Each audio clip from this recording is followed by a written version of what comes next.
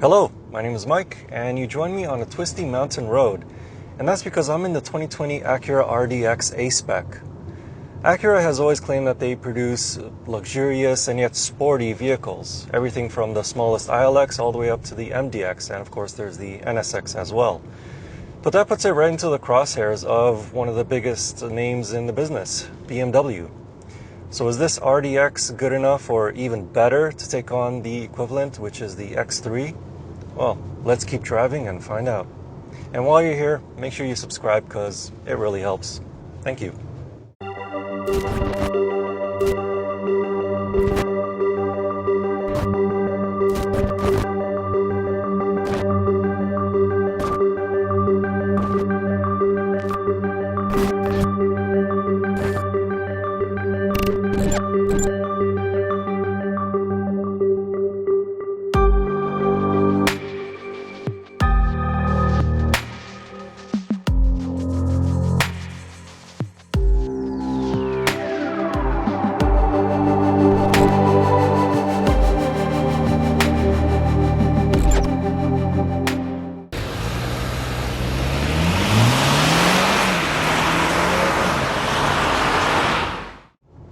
Under the hood of the Acura RDX is a 2-liter turbocharged 4-cylinder engine.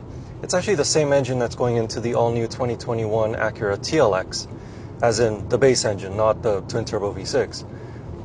But this engine, it produces 272 horsepower and 280 pound-feet of torque.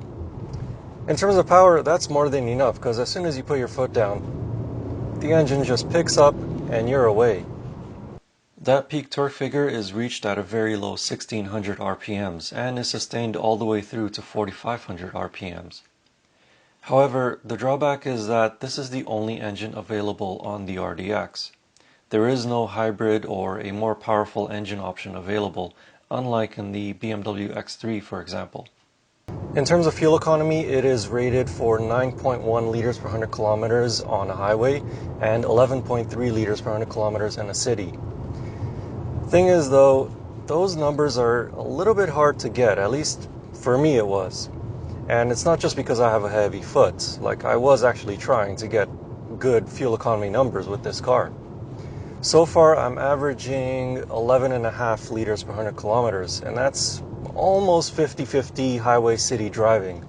Thing is though, I test drove the 2019 Acura RDX A-Spec last year. Exactly the same as this one, the only difference was that that one was white instead of blue like this one. And funny enough, surprise, surprise, last year I got the exact same fuel economy numbers, 11.5 liters per 100 kilometers. Maybe if all you do is highway driving and you're very gentle on the throttle, you can get that number down. But in the real world, yeah, I think you're looking at around 11 to 12 liters per 100 kilometers. Made it to the engine is a 10-speed automatic transmission. Who knew you needed 10 gears on such a little engine? But Acura thought you did. Thing is though, it's actually not that bad. Shifts are very smooth in comfort mode and they're a lot quicker when you switch over to Sport Plus. And it's also pretty clever too, because it's not constantly hunting for gears depending on your speed. I mean, right now I'm 7th gear. It's not trying to go into 8th or 9th or even 10th gear. But as soon as I put my foot down a little bit, it finds the right gear and away I go. In terms of handling, the RDX has all-wheel drive, but it's not quite any old-fashioned all-wheel drive system. It's Acura's SH, or Super Handling all-wheel drive system.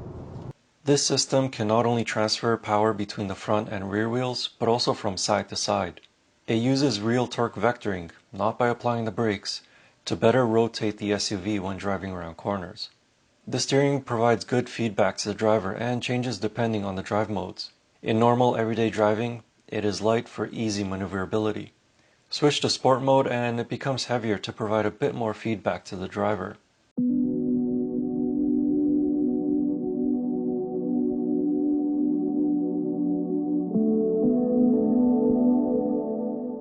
Although this is a sporty-oriented SUV, it still retains a luxurious and comfortable ride. On highways it feels stable, while on city streets it maintains its composure over potholes and cracked pavement. The cabin is spacious, but only in certain dimensions. For example, it has more rear legroom than the BMW X3 or Mercedes GLC 300, but it has less headroom than either of those two. But where it really outclasses the German rivals is in the trunk. The Acura RDX offers 835 liters of cargo volume with the rear seats up, and 1,668 liters with those rear seats folded. It also feels like a solid built interior. During my time with the SUV, I didn't notice any rattles or squeaks coming from the interior trim pieces. I also like how it looks on the inside, especially with the red leather and contrasting black Alcantara running down the center of the seats. My only complaint though is the overly massive dynamic drive mode selector in the center. When I first got into the RDX, I reached for that knob thinking it was the volume knob for the stereo. Maybe I'm the knob for thinking that. But anyway, it just feels more natural to grab that rather than the actual tiny volume knob further up above it and to the left.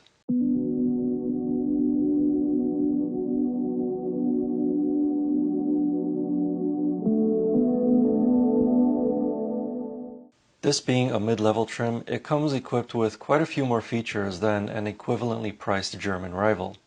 This A-Spec RDX comes with ventilated front seats, adaptive cruise control, panoramic sunroof, Android Auto and Apple CarPlay, Wi-Fi, and blind spot sensors, just to name a few.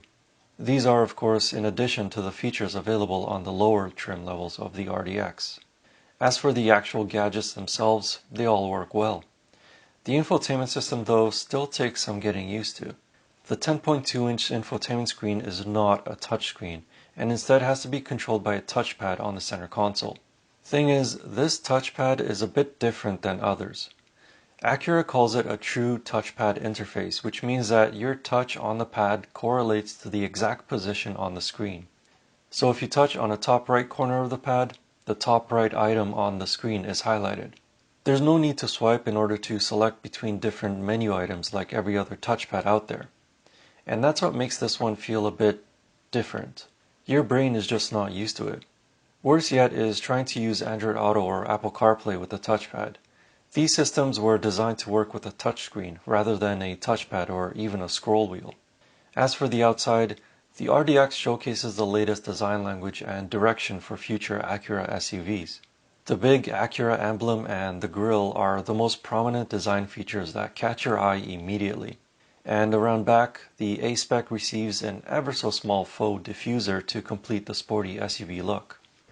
So, would I recommend you buy the 2020 Acura RDX A-Spec over, say, something like the BMW X3? Honestly, I think that you should, because this A-Spec costs just over $50,000 Canadian, and that's actually the same starting price as the BMW X3. But at that price point, the X3 is just a base model, so it doesn't really have that many options, whereas this A-Spec is more of a mid-level trim, so it does have quite a few features for your money. If you want to pay less for an RDX, there are a couple more trim levels below this one, and if you want an RDX with more features, there's a couple more trim levels above it as well. But I think this A-Spec is the sweet spot. It's got plenty of power, handles really well, and the interior looks fantastic, and it has just about every feature that I could ever want. So this A-Spec is my recommendation, and I think you should definitely consider buying it. If you want to know more about the 2020 Acura RDX A-Spec, I wrote a comprehensive and detailed review of it over on my website. You can find that link in the video description. And as always, I will see you in the next car or truck, or it's probably going to be another SUV next time. Anyway, thanks for watching, and I'll see you in the next video. And yes, I have been driving around in circles this entire time. See you next time.